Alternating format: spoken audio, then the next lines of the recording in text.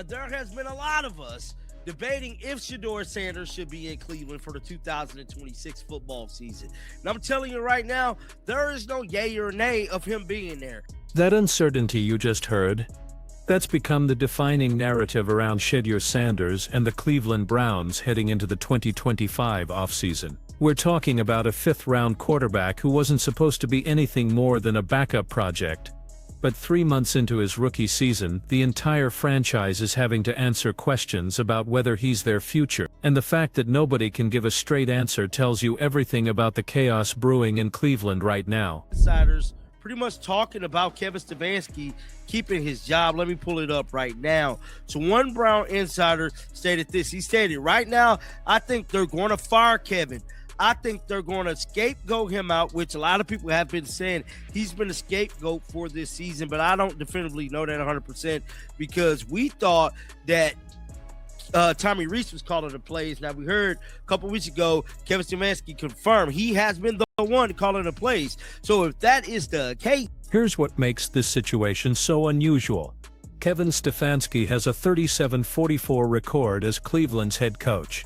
That's below 500. And yet multiple Browns insiders are now saying the front office is preparing to make him the scapegoat for this season's failures. Even though he's coaching with a roster that was never built to compete. The coordinator calling plays with receivers who can't catch, a defense that can't stop anyone, and a quarterback rotation that changed 3 times before Halloween. But here's the part that should concern every Browns fan. They're talking about firing Stefanski while keeping the same front office that built this mess in the first place. It has a miserable record. That's firing someone for being a lousy coach. Scapegoat, come on, Daryl. Stefanski is a failure. And to continue to use this excuse of him needing his guy is trash. How about learn to coach with the talent you have? Now, that's something that I'd be telling my son too, man, because he'd be like, Daddy, why our team sucks so bad? Because they football team sucks. Because you gotta coach the talent that you got. You can't be calling like, helmet. Now look at those pass attempt numbers, because this is where the coaching decisions get really questionable. Against the Bills, Shedeur threw just 29 passes, 2 interceptions in that game, but when you watch the tape, both of those picks hit receivers in the hands before bouncing into defenders' arms. Then against the Bears, Stefanski finally opened it up. 35 attempts. And in the Titans game, 42 passes. That's the most Shedeur has thrown since becoming the starter. So the question becomes obvious. If you trust him enough to throw 42 times against Tennessee, why are you limiting him to 29 attempts against Buffalo? Either you believe in the kid or you don't. This inconsistency is what's creating doubt about Stefanski's ability to develop a young quarterback. Right here, let me see if I can get this pulled up here, man. So it stated, Browns' future concerns raised over Shedeur Sanders circus. So many people in the media, I call them the Shedeur Sanders haters, has been calling the Shedeur situation circus. You can't call Shedeur situation a circus. You have to call the entire Brown situation a circus. Shedeur did not, pick to go to the Browns. He picked who picked him. That's how this whole situation worked. Now, instead of the future. And this is where the media narrative starts getting ridiculous. Multiple national writers are now calling the Shedeur Sanders situation a circus. They're saying his media presence creates unique challenges for Cleveland, that the Browns need to consider whether they can handle a backup quarterback who attracts this much attention. Except there's one massive problem with that entire framing. Shedeur Sanders is not a backup quarterback anymore. He's starting games. He's leading fourth-quarter drives. He's the reason Cleveland has won any games at all in the second half of this season. So calling him a backup while he's literally starting is either lazy journalism or intentional narrative manipulation. And here's what that tells you about how the national media views this situation. They're not interested in evaluating Shedeur's actual performance on the field. They're interested in creating drama around his father, his brand, his social media presence. Anything except the actual football. To this. I just look at it drive by drive, you know what I'm saying? You came out, opening drive, touchdown. I think, again, he showed that I can be a starting quarterback in this league. You ain't lead a game like saying, bro, we need a quarterback. I give him a B, man, solid performance, man. Keep doing your shit.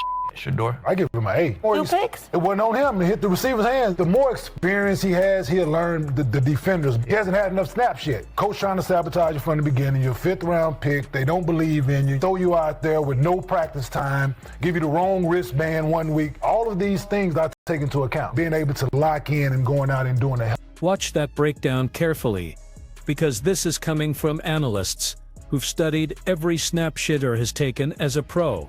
Opening drive touchdown against a playoff-caliber defense. Command of the offense. Progression reads. Pocket presence under pressure. These aren't fluky plays or garbage time statistics. This is a fifth-round rookie executing at a level that most first-round picks don't reach until their second season. And yet the conversation around Cleveland isn't whether Shedeur can be their franchise quarterback. It's whether the circus around him is worth dealing with.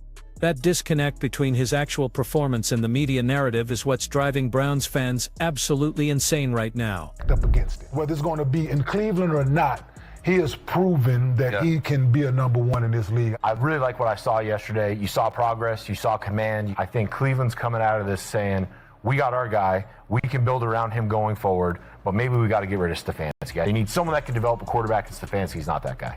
Now here's where this gets into front office territory, and why Browns fans should be paying very close attention at what happens this offseason. Kevin Stefanski is not a quarterback development coach. His background is in offensive coordination and play design, not in rebuilding young quarterbacks from the ground up. That's not a criticism of his abilities, it's just a fact about his coaching resume. So if Cleveland is serious about building around Shedeur Sanders long-term, they need to bring in someone who specializes in developing young quarterbacks, someone who can install an offensive system designed around his strengths, rather than trying to force him into a scheme built for a completely different style of quarterback. Because right now that's exactly what's happening. They're running an offense designed for a veteran pocket passer and expecting a rookie fifth-rounder to execute it, without proper practice reps or consistent receiving targets. So let's talk about what actually happened this season, because the full context makes Shedeur's performance even more impressive than those highlight clips suggest. He was drafted in the 5th round, which means the Browns didn't invest significant draft capital in him. He wasn't supposed to play at all in 2024. The plan was to let him sit behind the veteran starter, learn the system, develop in practice. Then injuries happened, performance issues happened. And suddenly, with zero preparation, Shedeur Sanders is getting thrown into NFL games against playoff teams. But here's the part that should terrify every other team in the AFC North. He's not just surviving, he's actually winning games. Not with a stacked roster, not with elite receivers, not with a dominant offensive line. He's doing it with practice squad players, with receivers who lead the league in dropped passes, with a defense that can't get off the field on 3rd down. And he's still putting up numbers that have scouts from other teams calling Cleveland to ask if he might be available in a trade. That's not a circus, that's not a distraction, that's a legitimate franchise quarterback emerging in the middle of a lost season. And the fact that Cleveland's front office can't seem to recognize that, or won't publicly commit to building around him, tells you everything about why this franchise has been stuck in mediocrity for 2 decades. Think about the absurdity of the situation for a second. The Browns have gone through 32 starting quarterbacks since 1999. 32. They've tried veterans, they've tried rookies, they've tried first-round picks and undrafted free agents and everything in between. None of it has worked. And now they finally have a young quarterback who's showing genuine franchise potential. And the conversation isn't about how to maximize his development, it's about whether his dad's social media presence is too distracting. Mary Kay Cabot, who covers the Browns for Cleveland.com, wrote that the team needs to consider whether they can balance Shedeur's potential against the unavoidable media buzz he attracts. That quote right there encapsulates everything wrong with how this situation is being covered. Since when did media attention become a negative for an NFL team? The Dallas Cowboys have been the most covered franchise in sports for 30 years. The New England Patriots dealt with constant media scrutiny during their entire dynasty. The Kansas City Chiefs have cameras following Patrick Mahomes everywhere he goes. And somehow all of those teams manage to win games anyway. The media buzz around Shedeur Sanders isn't a problem to be managed. It's an asset. It's free marketing. It's national attention on a franchise that's been irrelevant for most of this century. But instead of embracing that, instead of building around a young quarterback who could finally give Cleveland a legitimate identity,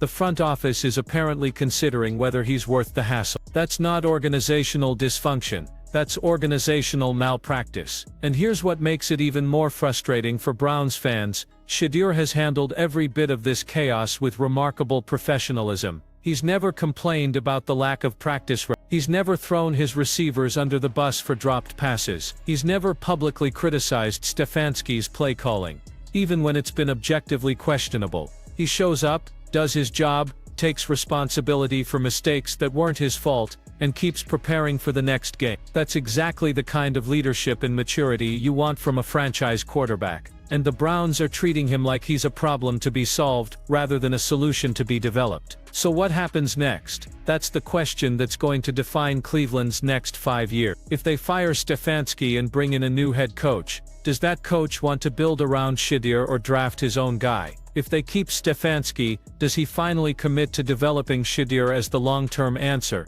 Or does he keep looking over his shoulder at the 20? And what about the front office? Because the same executives who thought Shedeur was only worth a 5th-round pick are the ones who'll be making decisions about his future. The smart move, the obvious move, would be to go all in on Shedeur Sanders right now. Hire an offensive coordinator who specializes in developing young quarterbacks. Invest in the offensive line and receiving core through free agency and the draft. Build a system around his strengths, which include quick decision-making, accuracy on intermediate routes, and mobility in the pocket. Give him the weapons and protection he needs to succeed, and then evaluate him fairly after a full season as the unquestioned starter. But this is the Cleveland Browns we're talking about. A franchise that's made the wrong decision at quarterback more consistently than any team in modern NFL history. So the question isn't whether the smart move is obvious. The question is whether the Browns will actually make it. And based on the reports coming out of Cleveland right now, based on the uncertainty and the hedging and the refusal to commit, the answer is far from guaranteed. What do you think the Browns should do? Is Shedeur Sanders the answer at quarterback, or should they draft someone like Cam Ward or Shedeur Sanders in the first round next year? Drop your take in the comments, and make sure you're subscribed, because this situation is going to get a lot more interesting before it gets resolved.